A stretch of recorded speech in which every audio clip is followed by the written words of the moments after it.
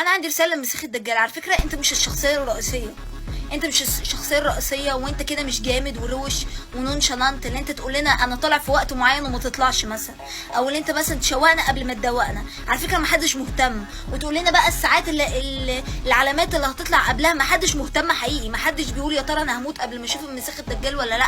ما حدش بجد مهتم، فيا تطلع يا ما تطلعش. يعني على فكره مش فارق معانا ب3 جنيه بجد. وبعدين انت اساسا اعور، ايه مش عندك مثلا فلوس تروح مستشفى تعالج عينك مثلا وهتكذب علينا؟ مين الغبي اللي هيفكر ان انت ربنا وانت اصلا عينك مفخوته؟